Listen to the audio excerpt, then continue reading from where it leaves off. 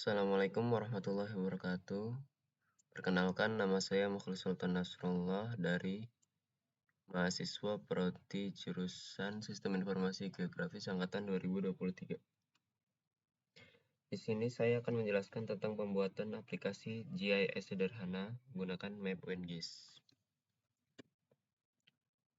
Nah, pembuatan aplikasi sederhana menggunakan Map WinGIS ini kita menggunakan pendekatan SDLC. SDLC itu apa? Software Development Lifecycle. SDLC adalah pendekatan sistematis untuk mengembangkan perangkat lunak yang terstruktur dalam beberapa tahap. Nah, jadi ada beberapa tahap. Yang pertama itu ada tahap perencanaan, di mana rencana pengembangan disusun. Kemudian ada tahap analisis, di mana kita menganalisis kebutuhan dan merancang solusi yang sesuai.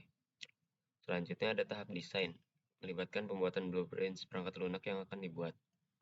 Lanjut ada implementasi.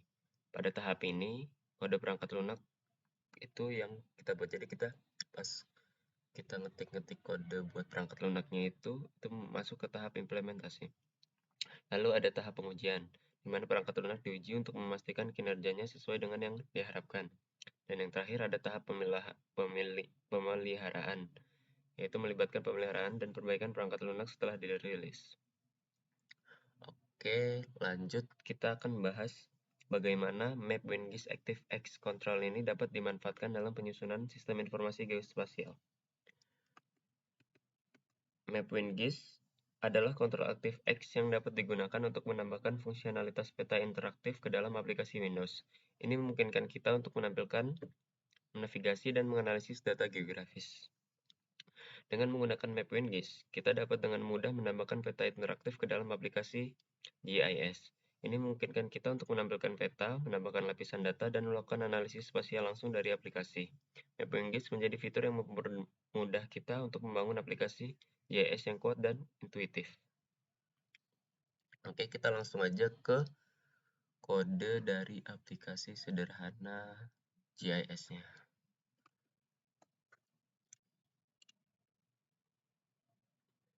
Kode ini ditulis dalam bahasa pemrograman C#. Ini tujuannya itu untuk menampilkan peta dan bukan kita untuk berinteraksi. Nah, yang pertama ini ada pernyataan using.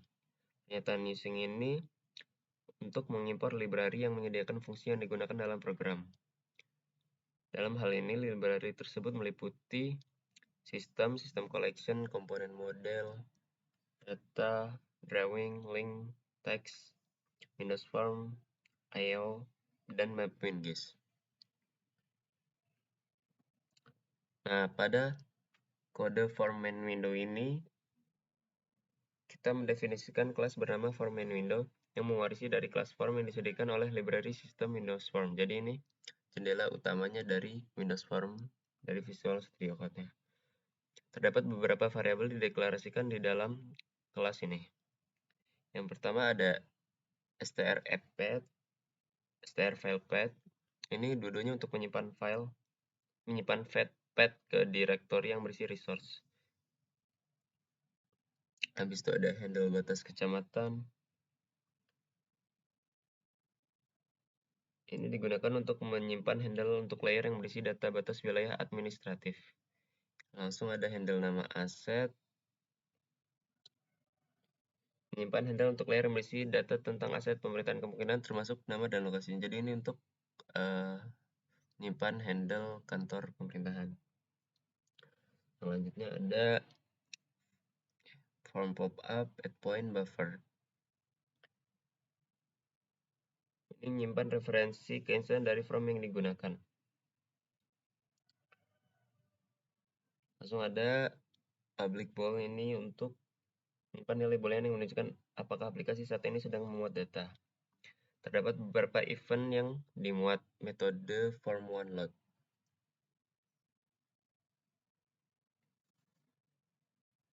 Yang pertama ada membuat path ke sepal yang berisi data batas wilayah administratif. Terus langsung ada membuka sepal menggunakan kelas mapwingis.shapefile. Menambahkan sepal sebagai layer ke kontrol peta dan memberi nama batas administrasi. Mendefinisikan kategori untuk layer berdasarkan field bernama desa atau kelurahan. Membuat path ke sepal yang berisi data jaringan jalan. Selanjutnya ada menyembunyikan semua shape yang tidak termasuk dalam kategori apapun. Menerapkan ekspresi kategori untuk memastikan pewarnaan dan pola garis. Nah, ini ada base map-nya juga. Jadi di sini ya ada namain base map. Jadi kita bisa namain base map gitu. Ini ada fungsi button-buttonnya. Terus ini untuk area, untuk line. Tambahin file, jadi add file. Ada remove selection change, habis itu kecamatan, desa, aset, add point. Ini juga sama yang buat nambahin nama aset kantor pemerintahannya. Oke, itu untuk form main window. Selanjut ke form pop-up. Form ini berfungsi untuk melihat dan mengedit informasi mengenai objek. Di dalam kode ini, form diwakilkan oleh kelas form pop-up. Kelas ini memiliki beberapa bagian penting, yaitu tombol edit digunakan untuk ketika ditekan digunakan untuk memasukkan password. Jika password benar, maka formulir akan berada mode edit. Jadi misalnya kita ngeklik sekali, nah kita harus masukin password dulu. Setelah selesai edit, kita bisa menekan tombol ini lagi untuk menyimpan perubahan. Combo box tingkat administrasi.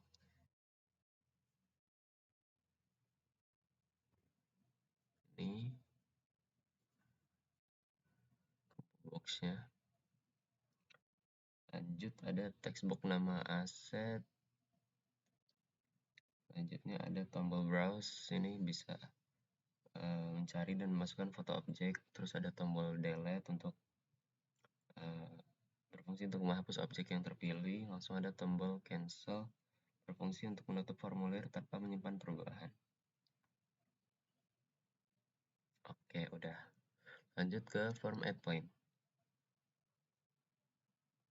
Di awal kode ini kita masih sama menggunakan beberapa libraries, ya kan? Ini ada yang map-WinGIS, ada XMap-WinGIS, sistem dan Windows Form. Lanjut ada class add point. Class add point ini berfungsi untuk menambahkan titik. Ada yang pertama itu add point ini kan, ada RDO titik keyboard ini sebagai penghubung antar form untuk menangani perubahan pilihan radio button. Jadi ini radio button yang pertama.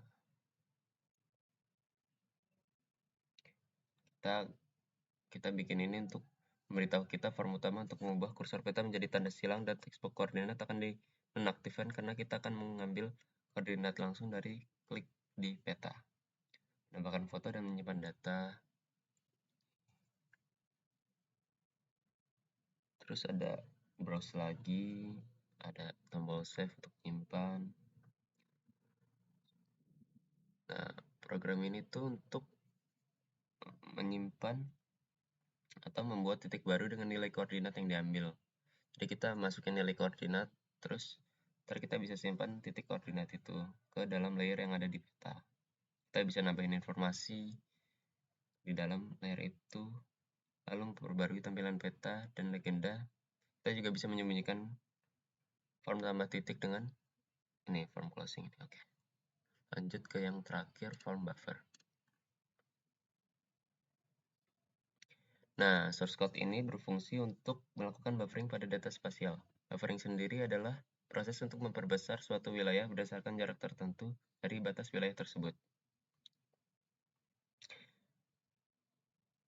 Di sini kelas buffer terdapat dekorasi dari form yang utamanya kan. Digunakan untuk berinteraksi dengan form utama aplikasi. Nah, pada bagian buffer lord, fungsi ini akan mengisi combo box layer dengan data save file yang ada di form main window. Selanjutnya ada fungsi ini browse lagi untuk mencari Kita menginput save file. Kemudian ada tombol ini, button browse output untuk membuka file dialog untuk memilih lokasi penyimpanan hasil buffering.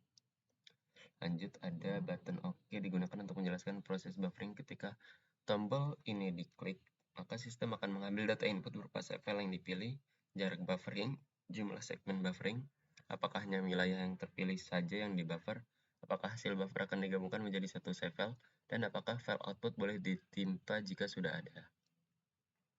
Lalu ada button cancel form buffer copy. Nah, setelah itu fungsi convert distance digunakan untuk mengkonversi satuan jarak yang dimasukkan kita. Jadi kita bisa mengkonversi satuan jarak. Lanjut, proses buffering dilakukan jika proses sudah bersih, maka akan muncul pesan sudah berhasil. Dan hasil buffering akan ditambahkan ke layer pada form utama. Sebaliknya, jika gagal, akan muncul masih gagal. Nah, ini tombol button cancel, ini untuk menutup. Nah, kita coba cek ini kenapa masih error. Nah, di sini ada 4 error, saya masih di scriptnya, jadi masih belum bisa di run. Nah, jadi ada 3 error di for main window. Dia sama semua errornya, katanya save file does not contain a definition for field atau for identifiable. Jadi nggak bisa di start sama sekali nih, coba di start ya.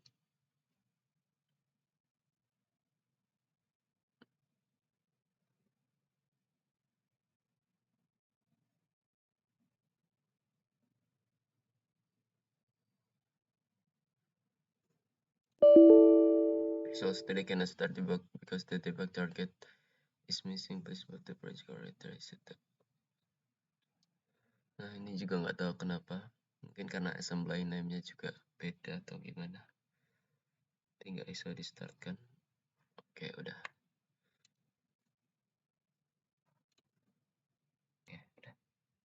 Oke, itu aja dari saya. Kurang lebihnya mohon maaf. Assalamualaikum warahmatullahi wabarakatuh.